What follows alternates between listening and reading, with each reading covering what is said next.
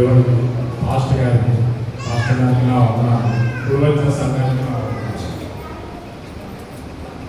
చిన్న విషయం జరిగింది. ఇప్పుడు వాళ్ళ వాక్యం చూడడానికి చాలా వరకు నేను తప్పించుకుని ట్రై చేస్తాను. వాక్యం మా మిస్సెస్ ఆయమ్మ పోనీ మీరు ముందు పెడితే పాస్టర్ పెట్టడానికి ఏదైనా నేర్చుకున్న సంబంధం లేదు.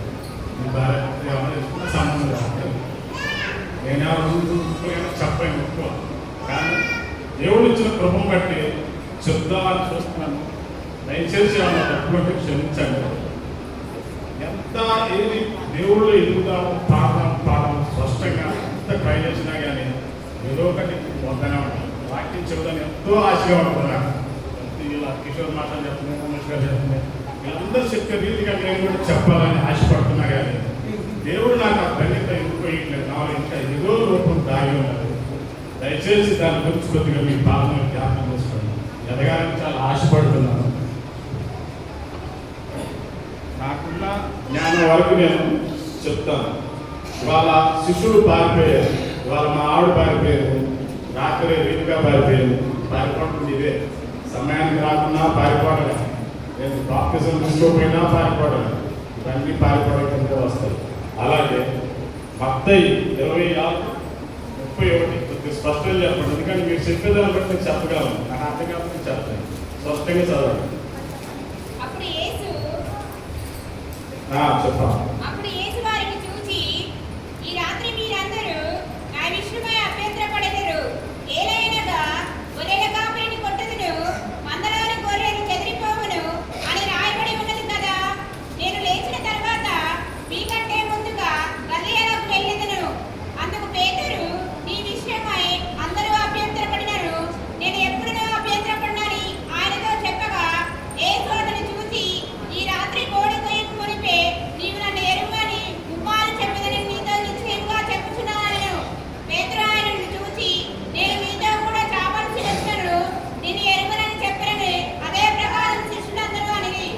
చాలా ఏమన్నారు శిష్యులు?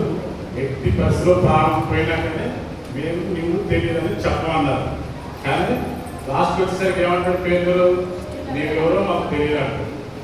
అలాగే దీనికి అంశము జకర్యా 13:7 ఉంటుంది. చూడండి, జకర్యా 13:7.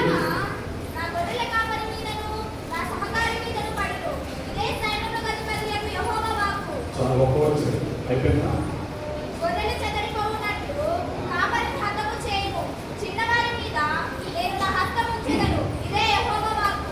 చూడండి, కాపరి యేసు ప్రభు, గొర్రెలు అంటే ఆయన శిష్యుడు, ఖడ్గం అంటే పాపంపై మన స్థానంలో యేసు భరించిన దేవుని తీర్పు శిక్ష అన్నమాట. అది దాని అర్థం. అది తర్వాత లూకా 22:54-63. లూకా 22:54-63.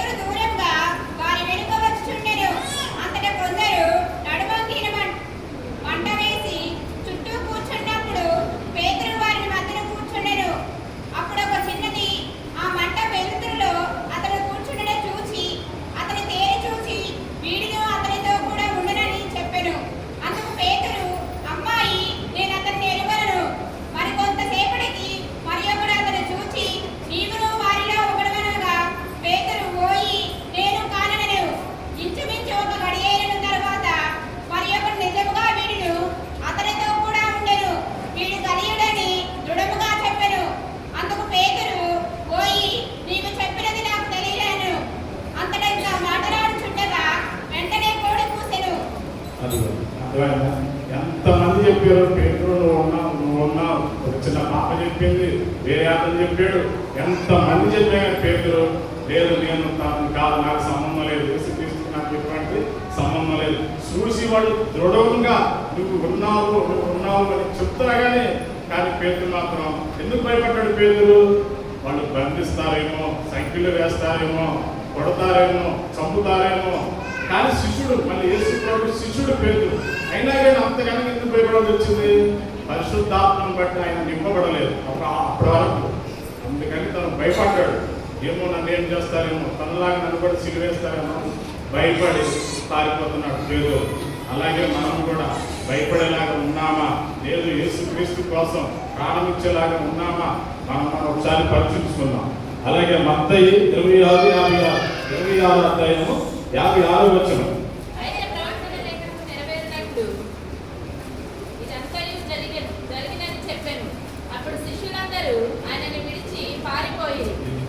ఇలా అంశము పారిపోయేది. తర్వాత మార్కు 14:50-52 వరకు. మార్కు 14:50-52.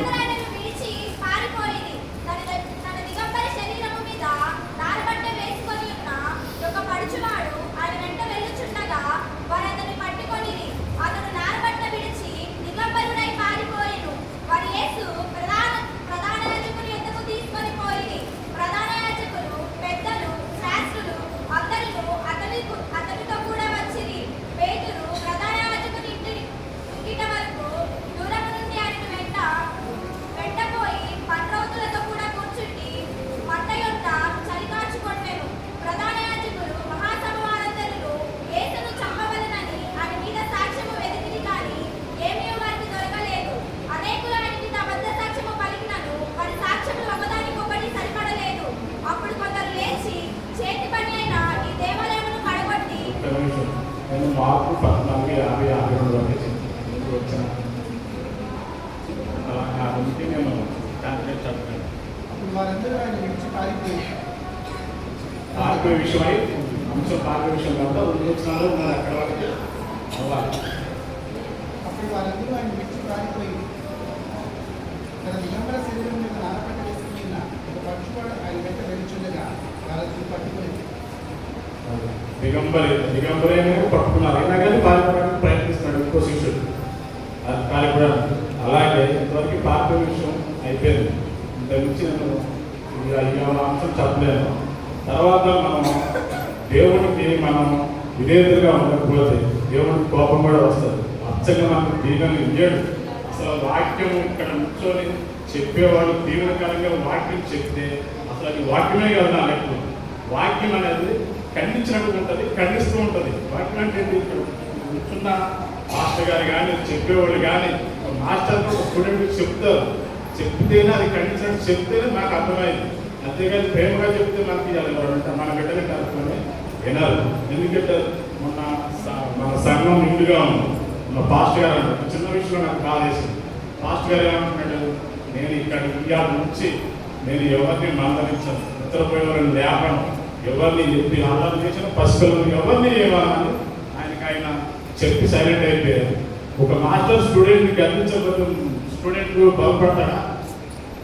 బాగుపడగా అది మంచిది కాదు. మనకి సేవకుడు అంత కనుక అంత ఇసుక్కొని ఆ మాట అన్నాడంటే ఆయనకి ఎంత బాధేసి ఉంటుంది. అక్కడ దాకా మన సంఘం తెచ్చుకోవద్దు. ఎందుకంటే మన సంఘం అంటే నాకున్న తల్లిలాంటి వారి మీద నాకున్న చెల్లి లాంటి వారు. ఎందుకంటే మీరు గర్విస్తే మనం పరలోక రాజ్యానికి వెళ్ళడానికి మార్పు సులువుగా ఉంటుంది. అది అందుకని ఎవరు నొచ్చుకోవద్దు. ఇక్కడ చెప్పే ప్రతి ఒక్కరు గర్దించడానికే ప్రయత్నిస్తారు, మనల్ని మార్చడానికే ప్రయత్నిస్తారు. ఖచ్చితంగా కొంతమందికి మనలో నొచ్చినట్టుగా ఉంటుంది.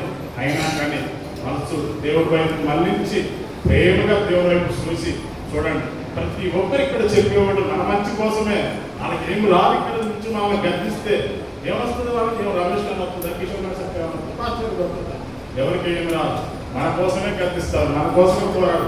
ఎందుకంటే దేవుడు అడుగుతాడు అక్కడికి వెళ్ళాక, నువ్వు ఎంతమందిని మార్చావు, ఎంతమందికి నువ్వు వాక్యం చెప్పావు, నీవు చెప్పిన వాక్యం, నీ గర్తింపు వాక్యం వల్ల ఎంతమంది మారేది, ఏది నువ్వు ఇచ్చింది నా వైపు మన పరిచర్య ఏది, నా గురించి ఏం తెలియపరిచేవాడు ఖచ్చితంగా అడుగుతారు. కాబట్టి ఇక్కడ చెప్పుకోలుగా బాగుంటుంది. మమ్మల్ని అడుగుతారు, మేము చెప్పాల్సిందే, ఎవరు ఏమనుకున్నా నేను చెప్పాల్సిందే చెప్తారు వాళ్ళు. అలాగే ఉంటాయి వాక్యం. ఎవరు బాధపడద్దు, ఎందుకంటే మనకు అన్ని దేవుడి విషయాలు. అలాగే కీర్తన 7 నేను ఇంకోటి మర్చిపోయాను. నిర్మాకాండం యేసుక్రీస్తు అంత పేరుగా వదిలిపెట్టడం చదవమ్మా. నిర్మాకాండం 25:6 అంతే.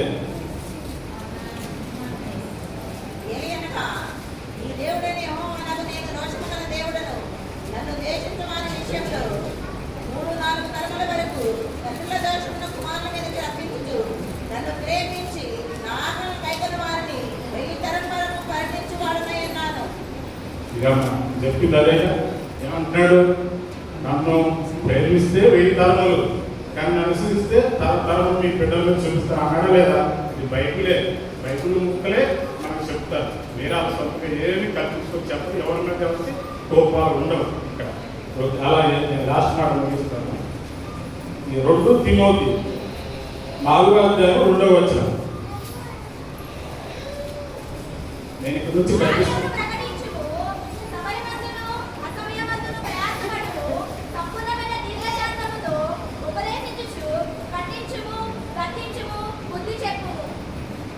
ఉందా బైబుల్లో? నేను ఇప్పుడు చెప్పినవన్నీ ఇక్కడే ఉన్నాయి, ఈ వచనంలో ఉన్నాయి. ఖచ్చితంగా ఇక్కడ ఉన్నవాడు గర్తించాల్సిందే. దేవుడు స్వస్థంగా రాసినటువంటి తిమోతి 4:2లో అది. ఎవరు బాధపడద్దు.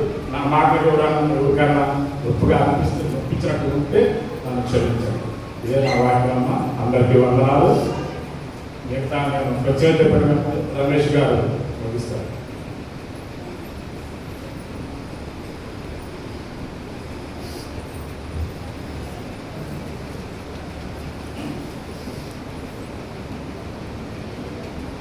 అనుకునే అవకాశం ఇప్పుడు వచ్చిన తర్వాత చెప్పాడు. ముందుగా అది అవకాశం ఇచ్చిన దేవుడికి వందనాలు. రాష్ట్రం గారికి సంఘానికి అందరికీ వందనాలు. మనం పాఠ్యభాగం కీర్తనలు 22:11 ఒకసారి చెప్తున్నాం. శ్రమ వచ్చి ఉన్నది, సహాయం చేయవాడు ఎవడును. మళ్ళీ ఒకసారి చదువుమా. శ్రమ వచ్చి ఉన్నది, సహాయం చేయవాడు ఎవడును లేడు. చాలు. ఈ మాట మనము చాలా సందర్భాల్లో అనుకుంటాం. మనకి ఏదైనా కష్టం కానీ ఆర్థిక పనులు కానీ ఏదైనా వచ్చినప్పుడు సహాయం కోసినప్పుడు ఎవరు సహాయం చేయనప్పుడు సహజంగా మనం అనుకునే మాట ఏంటి? నాకు కష్టం వచ్చింది, నాకెవరు సహాయం చేయట్లేదు అని అనుకుంటాం. అట్లాగే నేను చాలా మందికి ఉపయోగపడ్డాను, నాకు ఎవరు ఉపయోగపడలేదు అంటాం. అంటే మనము యేషువా నుంచి ఏదైనా ఆశిస్తున్నామా లేదా? ఆశిస్తున్నాం. అంటే మనం ఒక మేలు చేసి ఆ మేలుని మనం ప్రతిఫలాన్ని ఆశిస్తున్నాం. కానీ యేసయ్య చెప్తుంది ఏంటంటే ప్రతిఫలం ఆశించవద్దు, ఆ ఫలాన్ని నేను ఇస్తానని చెప్పాడు. అదే హెచ్చరిక శిష్యుడికి చెప్పాడు. ఫస్ట్ టైం గొర్రెలను కొట్టెదరు, గొర్రెల కాపరిని కొట్టెదరు, గొర్రెలు చెదిరిపోతున్నాయి అని చెప్పారు. కానీ పేతురు గారు దాన్ని అంగీకరించుకోకుండా నీకోసం నా ప్రాణాన్ని ఇచ్చేస్తానని చెప్పేసి వెంకాలు పలికాడు, ఎన్నో పలికాడు. ఆ మాటలు అతని వరకే ఉంటే పర్లేదు. మిగతా శిష్యులు కూడా ఆ మాటలు నమ్మించే విధంగా మాట్లాడాడు. మిగతా శిష్యులు కూడా ప్రమాణం చేశారు. దేశం దగ్గరికి వచ్చి ప్రమాణం చేశారు, మేము అడిగి ప్రాణాన్ని ఇస్తామని చెప్పేసి అలా. ఫస్ట్ పేతురు గారు ఆ మాట దేవుడికి ఎందుకు చెప్తున్నాడని ఆలోచన లేకపోకుండా అతను చెప్పాడు. చెప్పడం వల్ల ఏమైందంటే మిగతా శిష్యులు కూడా పాడు చేశారన్నమాట. అంతకుముందే పేతురు గారి దగ్గర యేసు కుమారుడు నేను యెరూషలేముకు వెళ్ళుచున్నాను, మనుష్య కుమారుడు శ్రమలు పొంది సిలువేయబడుచున్నాడంటే ప్రభువానికి ఇది కార్యం దొరవాలి కాబట్టి సదానాన్ని అడగదు పోమన్నాడు. అంటే మనుషుల సంగతులే ఆలోచించుకుంటున్నాం. మనమందరం కూడా మనుషుల రీతిగా ఉన్నాం కాబట్టి మనుషుల సంగతిలే ఆలోచించుకుంటున్నాం. కానీ మనుషుల సంగతి కాదు అది ఆలోచించాల్సి. వాక్యం అంటే ఏంటంటే మనలో ఉన్న లోపాలను ఎత్తి చూపేదే వాక్యం. కానీ మనకి ఏదైనా సమస్య వస్తే మనం దేవుడి దగ్గరికి కాకుండా మనుషుల దగ్గరికి వెళ్తూ ఉంటాం. ఆ విషయమే యేసు ప్రభువు కూడా చాలా సందర్భాలు చెప్పాడు. మీరు ఇలా చేస్తారన్నప్పుడు నేను చెయ్యను అన్నారు, కానీ వాళ్ళు ఎందుకు చెప్తున్నారన్న ఆలోచన చేయలేదు. అందుకోసం ఆయన అంత ముందు ఒకసారి అంటాడు, మీరు శోధనలో పడకుండా వెనుకగా ఉండి ప్రార్థన చేయుడి అన్నాడు. మనం ఎటువంటి శోధనన్నా జయించాలి అంటే మనకు కావాల్సినది ప్రార్థనే. అది ఎందుకు చెబుతున్నాడు? ఈ ఆపద వస్తుందని ముందే చెబుతున్నాడు, గద్దిస్తున్నాడు. ఆయన చెప్పిన కార్యాలన్నీ అందరూ చూశారు. చూసిన ప్రతి మనిషి ఆ కార్యాల వరకు చూశారు, కానీ ఆ తర్వాత ఆయన చెప్పిన మర్మాలు అర్థం చేసుకోవాలా. మనిషి కుమారుడు 3వ దినం చేస్తారంటే ఎవరికి అర్థం కాల, శిష్యులు ఎవరికి అర్థం కాల, అక్కడ మన జనానికి అర్థం కాల. ఎందుకంటే వాస్తవంగా ఆలోచిస్తే ఆ మాట కూడా నిజమే. ఎందుకంటే ఒక మనిషి చనిపోయి తిరిగి లేపుతాడన్న మాట ఎక్కడ వాళ్ళు చూడలేదు, వినలేదు. అలాంటిది లేచాడని నమ్మలేదు. కానీ చనిపోయిన మనిషిని లేపాడు అంటే ఆ మనిషి మాట నమ్మాలా లేదా? నమ్మాలి. కానీ ఆ శిష్యులు నమ్మలేదు. పైగా నీకోసం నా ప్రాణం ఇస్తా అని చెప్పేసి అంత బెంకాలు పలికి వాడు వెళ్ళిపోయాడు. అందుకే సంకీర్తనలో మాట్లాడది 118వ సంకీర్తన 8వ అధ్యాయం 8వ వచనం. మనుషులను నమ్మకుండా కంటే యెహోవాను ఆశ్రయించడం మేలు. రాజులను నమ్మకుండా కంటే యెహోవాను ఆశ్రయించడం మేలు. ఎప్పుడైనా ఏదైనా కష్టం వచ్చినప్పుడు మనం ఫస్ట్గా చేయాల్సింది ఏంటంటే దేవుడి సన్నిధానానికి వెళ్ళాలి. కానీ మనం అలా వెళ్ళకుండా మనుషుల దగ్గరికి వెళ్తాం. నాకు సహాయం కావాలని చెప్పేసి మనుషుల దగ్గరికి వెళ్ళి అందరి దగ్గరికి వెళ్ళి వాళ్ళు ఎవరు అన్నప్పుడు మనం దేవుడి దగ్గరికి వస్తాం. కానీ చేయాల్సిన పని అది కాదు. ఎవరు మనుషులు సహాయం చేయరు కాదు. దేవుడి దగ్గరికి వస్తే దేవుడు సహాయం చేసే మనసు మనుషులు ఇప్పిస్తాడు. అందుకే యేసు ప్రభువు అంటారు, మీరందరూ వెళ్ళిపోతారు కానీ నేను ఒంటరిని కాను, నాతో పాటు ఎవరున్నారు, నా తండ్రి ఉన్నాడని క్లియర్గా చెప్పాడు. ఆ ధైర్యం నీకు నాకు ఉండాలని చెప్పేసి ఆయన మాట చెప్పాడు. మీరు ఎప్పుడైనా శ్రమ ఉన్నప్పుడు నేను ఒంటరిని కాదు, నాతో పాటు నా దేవుడు ఉన్నాడు, ఆయనే నన్ను నడిపిస్తాడని చెప్పండి. అంతేగాని ఈ శ్రమ వచ్చిందని ఈ మధ్య యవనస్తులు చిన్నదానికి పెద్దదానికి ఏ పని చేస్తున్నారమ్మా చెప్పండి? సూసైడ్. అమ్మ తిప్పితే సూసైడ్, నాన్న తిప్పితే సూసైడ్, పరీక్షలో మార్పు తక్కువ వస్తే సూసైడ్, ఎవరైనా తింటే సూసైడ్. జీవితం అన్నది ఆత్మ అన్నది వాళ్ళు ఇచ్చింది కాదు, వాళ్ళకి దేవుడిచ్చిన ఆత్మ. ఆ దేవుడిచ్చిన ఆత్మను మనం దేవుడి దగ్గరికి పంపించాలి కానీ వేరే రకంగా పంపించకూడదు. కానీ దేవుడు ఏం చేస్తున్నారు? సూసైడ్ చేసుకొని ఆత్మహత్య చేసుకుంటారు. అంటే ఆత్మహత్య చేసుకున్న మనిషి దగ్గర ఎవరున్నారు? పరిశుద్ధాత్మ ఉన్నాడా, అపవాది ఉన్నాడా? అపవాది ఉన్నాడు. అపవాది ఎప్పుడైనా నీ దగ్గర ఉన్న పరిశుద్ధాత్మను దూరం చేయాలని చూస్తాడు. ఆ అపవాదికి తావివ్వకుండా చూడాలని చెప్పేసి యేసు ప్రభువు అంటూ ఉంటారు అన్నమాట. మెలుగుగా ఉండి ప్రార్థన చేయండి, మెలుగుగా ఉండి ప్రార్థన. ఆ ప్రార్థన ఫలం ఎలా తగ్గిందంటే మనందరికీ రక్షణ కలిగించడానికి ఆయన హెచ్చరికతో ఆయన ప్రార్థన చేయడానికి కారణం ఏంటంటే ఆయన వలన మనకి రక్షణ కలగాలి. కానీ అంత ఆ అధ్యాయం ముందులో 20వ అధ్యాయం 10వ పస్కా పండుగలో వద్దు, మనం పస్కా పండుగలో జనాలు ఈ టైంలో బచ్చి వద్దని చెప్పేసి అంటారు. కానీ పస్కా పశువు వధించబడితేనే మనిషికి రక్షణ వస్తుంది. ఇక్కడ ఆ అధ్యాయం 1వ వచనంలోనేమో పస్కా రోజు ఆయన పట్టుకొని చంపుదామని చెప్పేసి ఆలోచన వచ్చినప్పుడు వద్దు పండగ వద్దన్నాడు. కానీ దేవుడు ఆలోచన ఏంటి? పస్కా రోజే ఆయన బలవాలి, పస్కా పని పోషిస్తేనే మనిషికి రక్షణ వస్తుంది. ఈ రక్షణ అర్థం కావడం కోసం శిష్యులకు చెప్పాడు, అయ్యా వెలుగు కాబట్టి ప్రార్థన చేయండి అని చెప్పేసి.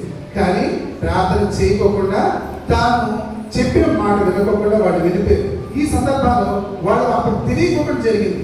కానీ తెలుసుకున్న మనం కూడా ఏం చేయాలి? ఆయన మాట వినాలి. ఇది బైబిల్ అన్నది నిత్య సత్యం.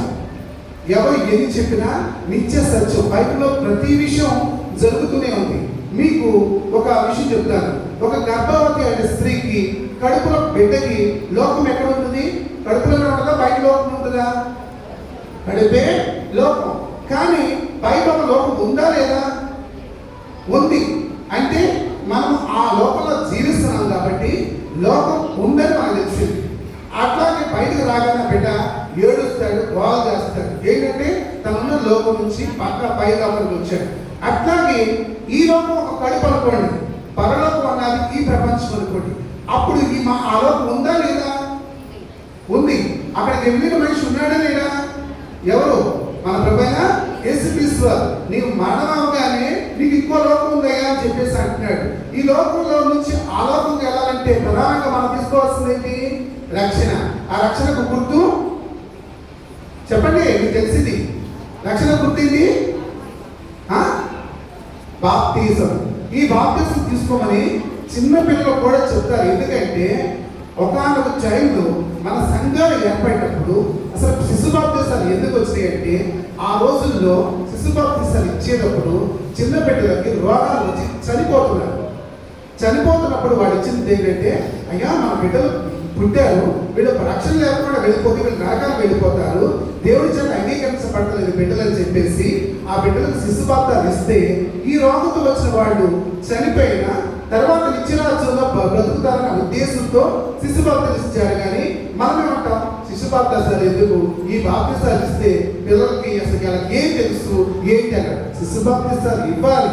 ఇచ్చిన తర్వాత వాళ్ళ బాధ్యత మనం తీసుకుని తీసుకోవాలి. ఏంటంటే ఆ పిల్లవాడికి వయసు మన ఇండియన్ కల్చర్ ప్రకారం 18 సంవత్సరాలు వచ్చేదాకా ఆ పిల్లవాడి బాధ్యత మనం తీసుకోవాలి. శిశు బాధ్యత తీసుకున్న బిడ్డ రక్షణ మనం తీసుకోవాలి. ఆ రక్షణ తీసుకున్న తర్వాత 18 ఏళ్ళ తర్వాత నిర్ధారిస్తారు. ఆ రక్షణ మాకు ఆ బిడ్డకు అప్పచెప్పాలి. అంతేగాని రేపు తీసుకుంటాను మాపు తీసుకుంటానంటే కుదరదు. ఎందుకంటే ఈ గడియ నీది కాదు, రేపు తర్వాత గడియ నీది కాదు. ఇంటికి వెళ్ళిన తర్వాత నువ్వు బ్రతుకుతావో చస్తావో నీకు తెలియదు. అలాంటప్పుడు రేపు తీసుకుంటారు ఎల్లుండి తీసుకుంటాను వాయిదా ఎందుకు చేస్తున్నావు? దేవుడు చెప్తున్నాడు, నన్ను రక్షణ తీసుకుంటే ఆ రక్షణ బద్ధంగా నువ్వు పాప క్షమాపణ పొందుతావు. ఇవాళ పాప క్షమాపణ పొందితే ఎలా చనిపోయినప్పుడు దేవుడి దగ్గరికి వెళ్ళిపోతా. కానీ మనం పండుగ రోజు తీసుకుంటాను పాపం రోజు తీసుకుంటానని చెప్పేసి అంటున్నావంటే ఏ రకంగా పారిపోతున్నావు? దేవుడి దగ్గర నుంచి పారిపోతున్నావా లేదా? రక్షణ ఇస్తానన్నప్పుడు దేవుడి దగ్గర నుంచి మనం పారిపోతున్నాం. కానీ ఆ పారిపోవడం వల్ల మనకు వచ్చేది నష్టమా లాభమా? నష్టమే. ఎందుకంటే పారిపోయారు శిష్యులు. తర్వాత వాళ్ళకి మరణ పునరుద్ధానం తర్వాత తెలిసింది ఆయన మహత్యాన్ని ప్రపంచానికి చెప్పారు. అలాగే రక్షణ పొందుకున్న మనము రక్షణ గురించి మన బిడ్డలకు చెప్పాలి. అంతేగాని రేపు మాపు అని చెప్పేసి వాయిదాలు వేసుకుంటూ వాళ్ళ జీవితాలను రక్షణ మార్గం నుంచి మనం పారిపోయే విధంగా చేయకూడదు. సహజంగా ప్రతి మనిషి బ్రతికే ఎలా ఉందంటే ప్రసంగి గారు మాట చెప్తారు. ప్రసంగి గ్రంథము 12వ అధ్యాయము 1వ వచనం. దుర్దినములు రాకముందే వీని యందు నాకు సంతోషము లేదని నీవు చెప్పు సంవత్సరములు రాకముందే తేజస్సుకును సూర్యచంద్ర నక్షత్రములకును చీకటి కమ్మకముందే వాన వెలిసిన తర్వాత మేఘములు మరలా రాకముందే నీ భాగ్య దినములందే నీ సృష్టికర్తను స్మరణకు తెచ్చుకును. ఇక్కడ ఏమన్నాడంటే భార్య దినములందే నీ సృష్టికర్తను స్మరణకు తెచ్చుకును. తేజస్సు సూర్యచంద్ర నక్షత్రముల తేజస్సు చీకటి కమ్మక ముందే. సూర్యుడు వెలిగిస్తాడా? చంద్రుడు వెలిగిస్తాడా? నక్షత్రాలు వెలిగిస్తాయా? సూర్యుడు వెలిగిస్తాడు. ఆ తర్వాత మనం నడవాలంటే చంద్రుడు వెలిగిస్తాడు. ఆ తర్వాత నక్షత్రాలు. ఈ మూడింటిని దేవుడు ఎలా విభజించాడంటే మనిషి జీవితాన్ని. సూర్యుడు అంటే యవన కాలం, చంద్రుడు అంటే నడివయసు ప్రాయం, నక్షత్ర కాలం అంటే వృద్ధాప్యం. ఈ క్రమంలో సూర్యుని కాలం ఎలా ఉందంటే మొదటి 40 సంవత్సరాలు సూర్యుని కాలం. అంటే ఈ టైంలో నువ్వు ఏదైతే చేస్తావో ఎంత కష్టపడినా ఆ శక్తి నీకు తర్వాత దానికి ఉపయోగపడే విధంగా ఉంటుందని చెప్తున్నాడు. అంటే నీకు ఇది బాల్యం అన్నది ఎలా ఉందంటే మొదటి 40 సంవత్సరాలు అంటే సూర్యుడి కాలం. తర్వాత చంద్రుడి కాలం అంటే 40 నుంచి 60 సంవత్సరాల మధ్య కాలాన్ని చంద్రుడి కాలం. ఈ కాలంలో మనిషికి ఓర్పుంటది కానీ ఏదైనా చిన్న దెబ్బ తగినా ఆ నొప్పి ఈ నొప్పి అని చెప్పేసి మనిషి బాధపడుతూ ఉంటాడు. తర్వాత 60 తర్వాత 80 దాన్ని నక్షత్రకాలం. నక్షత్రాలు 80 చూపించగలవా? లేదు. అంటే ఆ టైంలో నువ్వు దేవుడి సేవ చేయాలన్నా చేద్దామని ఆలోచించిన నీ శరీరం సహకరించదు. అందుకోసమే నీ బాల్య దినములందే నీ సృష్టికర్తను స్మరణ చేసుకున్నాను. తర్వాత 3వ వచనం చదవమ్మా. ఆ దినమున ఇంటి కావలి వారు వణుకుదురు, బలిష్ఠులు వంగుదురు. చాలు. ఇంటి కావలి వారు ఇల్లు అంటే ఏంటి? ఈ శరీరమై ఒక ఇల్లు అనుకుంటే ఇంటి కావలి వారు వణుకుదురు అంటే ఇంటి కావలి వారు. మన దగ్గర పడిపోయేటప్పుడు ఏది సపోర్ట్ చేస్తుంది? మనకి చేతులే కదా. ఈ కావలి వారు ఏంటంటే చంద్రకాలం అయిపోయిన తర్వాత ఏమవుతుంది? వణుకుతుంది. చెయ్య ఒక పెద్దవాళ్ళు 60 సంవత్సరాలు దాటిన వాళ్ళని ఒక గ్లాస్ మంచిని పట్టుకోమంటే ఏమంటారు? వస్తుందా లేదా? షేక్. అదే చెప్పాడు బైబిల్. ఏంటి? ఇంటి కావలి వారు వణుకుదురు. దేవుడి కృపంటే ఆ కాలానికి మనందరం వెళ్ళాలి. ఎందుకంటే 40-50 సంవత్సరాలు వెళ్ళిపోకూడదు. దేవుడి స్నాక్ష పూర్తిగా మనం అనుభవించాలి. అంటే ఇంటి కావలి వారు వణుకుదురు, బలిష్ఠుడు వంగుదురు. బలిష్ఠుడు అంటే మన శరీరంలో బలమైన ఎముక ఏది? సైన్స్ స్టూడెంట్స్, బలమైన ఎముక తొడ ఎముక.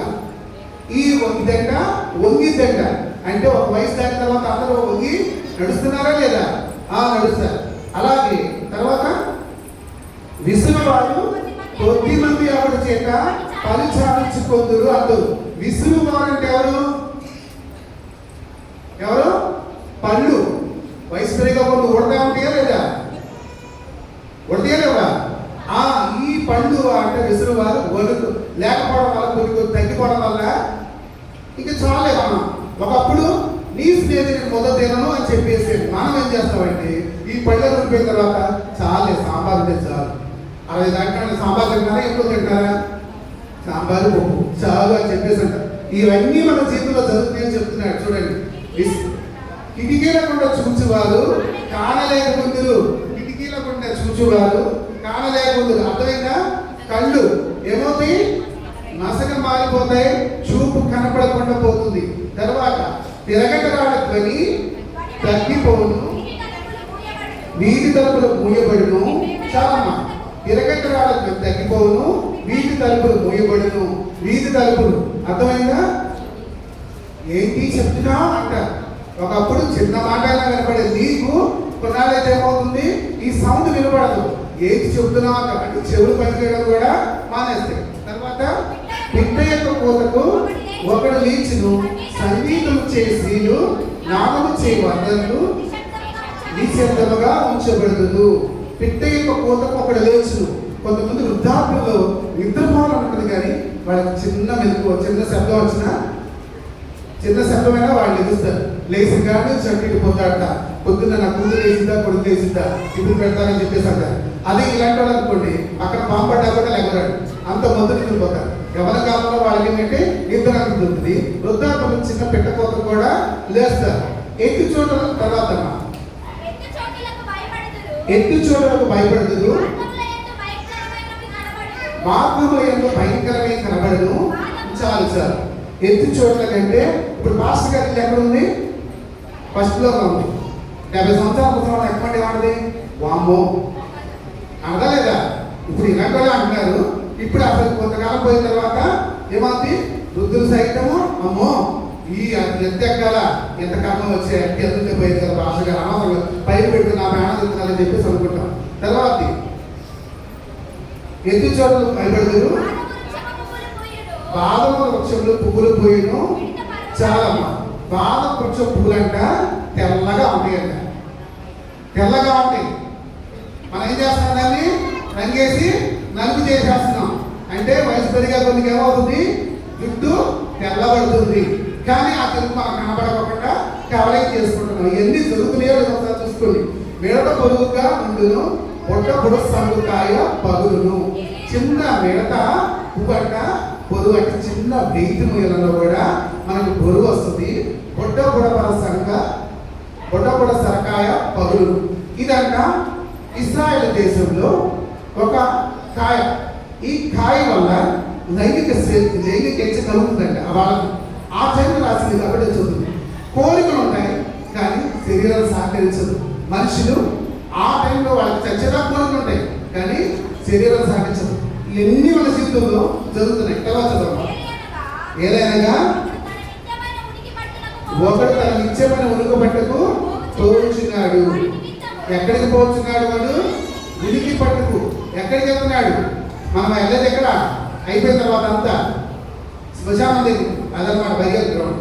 ప్రతి వాడు ఉనికి పట్టు దగ్గరికి వెళ్ళిచున్నాడు. తర్వాత వాని నిమిత్తము ప్రలాపించు వారి విధులలో తిరుగుతుడు. మనిషి చచ్చిపోయినప్పుడు ఇంటి వాళ్ళు బంధువులంతా ఏడ్చుకుంటే వెళ్తారా లేదా? వెళ్తారు. కానీ మన దౌర్భాగ్యంగా మన ఊళ్ళో డ్యాన్స్ చేసుకుంటారు సార్. ఇక్కడ ఏమన్నారు? విలాపించు చదువుమా, ప్రలాపించు వారి వీధుల్లో తిరుగుతుడు. వెండి త్రాడు విడిపోవును, బంగారు గిన్నె పగిలిపోను. వెండి తాడు అంటే పుట్టేటప్పుడు దేని తాడు, ఏ తాడుతో మనం పుడతాము? తల్లి ముడుగా ఉంటుంది కదా, దాంతో కట్ చేస్తావు, ఆ తాడు తెగిపోవును. బంగారు గిన్నె పగిలిపోను అంటే మెదడు పనిచేయడం ఆగిపోద్ది. తర్వాత దాని యొక్క గుండ పగిలిపోవును, దాని యొక్క చక్రము పడిపోవును. అంతే కదా, మనిషి చనిపోతాడు. అప్పుడు మైండ్ పని చేయడం, రక్త ప్రసాదం అంతా అయిపోయిన తర్వాత డెడ్ బాడీ వెళ్ళిపోతుంది, శవం. తర్వాత ఏంటి? మైండ్ అయినది వెనుకటి వలె మరలా పూర్తి చేయడం. ఆత్మ దాన్ని దయచేసిన దేని ఎందుకు మరలా ఆత్మ ఎక్కడికి వెళ్తుంది? దేవుని యొద్దకు వెళ్తుంది. శరీరం భూమిలోకి వెళ్ళిపోతుంది. కానీ ఈ శరీరం కోసం దేవుడిని చెప్పిన మాట వినక మనం ఏం చేస్తున్నాం? పారిపోతున్నాం. ఆయన చెప్పిన మాట వింటున్నాం. ఈ వాక్యానుసారంగా దేవుడు చెప్పిన ప్రసంగిలోని అందరి జీవితంలో జరిగేదా? జరగదా? ప్రతి విషయం జరిగేది. ఈ ప్రతి విషయం జరిగింది. చివరి మా ఫస్ట్ మాట ఏంటన్నారు?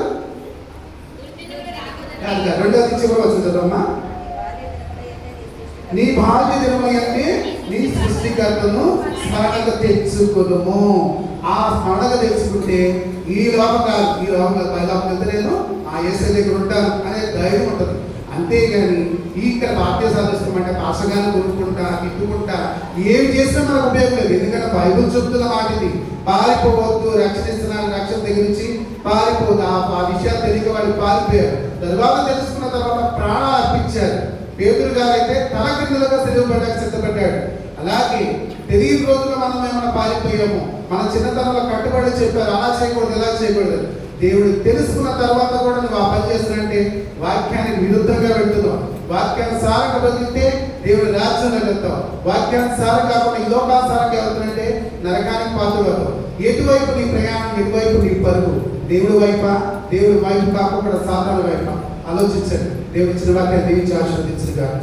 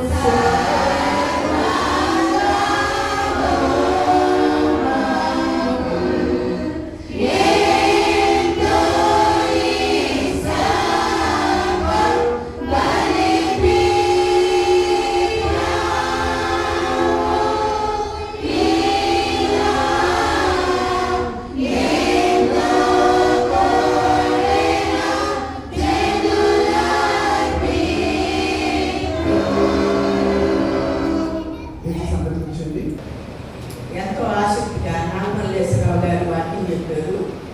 చెప్పాలని చాలా ఆసక్తిగా ఉన్నాను అని కూడా చెప్పారు. మరి ఆ బిడ్డ గురించి కూడా మనం అందరము ఇంకా బాగా దేవునిలో ఎదగటానికి వాక్యం కోసం తను ఎంతగానో ప్రిపేర్ అయిపోతూ ఉండొచ్చు. అది మనసులో పెట్టుకొని తనకు కలిగిన విషయాలన్నీ మనకి వాక్యము రిఫరెన్స్ ద్వారా చెప్పడం జరిగింది. ఆ బిడ్డకి మరి దేవునిలో ఇంకా వాక్యం మనందరికీ వివరించడానికి ఎక్కువ ఆలోచన, జ్ఞానం చూపించాలని దేవునికి వందనాలు చెల్లించుతున్నాను.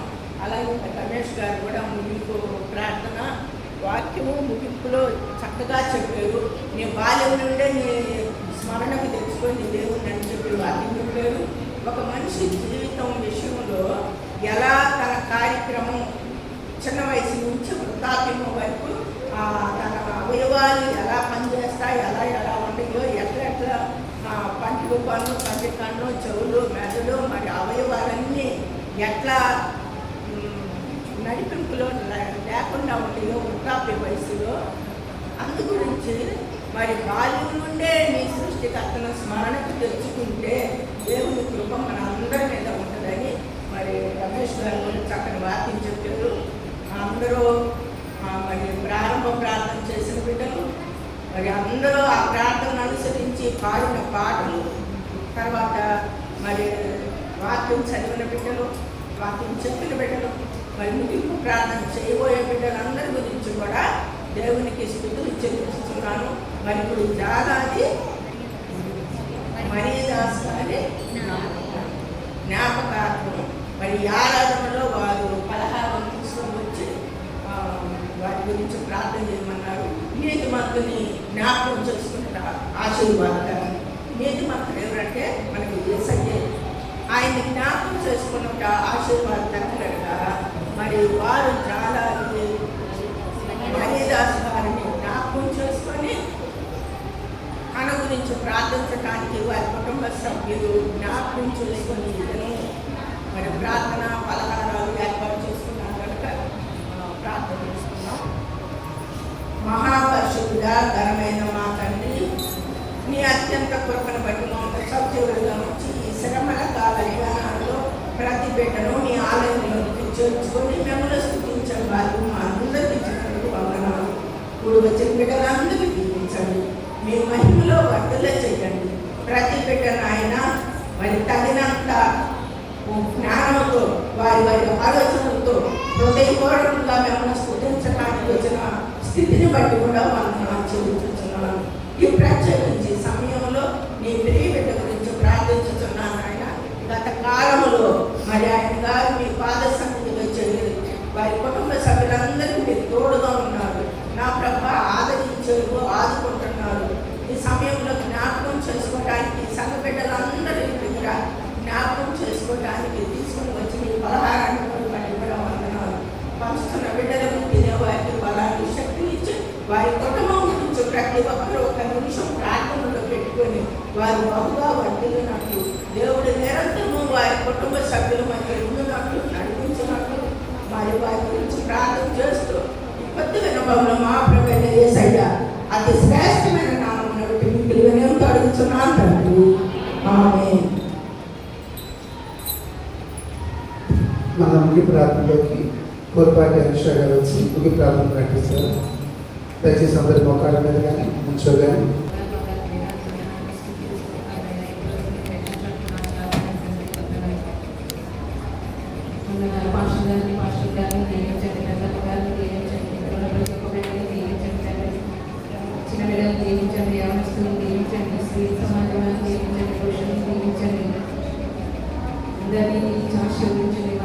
వాక్యానుసారంగా నడుచుకోవడానికి దయచేయండి. అది కుటుంబాన్ని రక్షణలో నడిపించండి. ఈ చిన్న పాలన ఆలోచించమని ఇస్తున్నాము. వేడుకలు ప్రార్థిస్తున్నాము. నామం పరిశుద్ధపరచబడుగాక, నీ రాజ్యం వచ్చునుగాక, నీ చిత్తము నెరవేరుగాక. మా దిన ఆహారం నేడు మాకు దయచేయము. ఆయన అపరాధం చేసిన వారిని క్షమించిన ప్రకారం మా పాపములను క్షమించుము. శోధనలను రక్షించుము. రాజ్యము, శక్తియు, మహిమయు ఎల్లప్పుడూ నామమున తండ్రి. ఆమేన్. తండ్రి యొక్కయు, కుమారుని యొక్కయు, పరిశుద్ధాత్మ యొక్కయు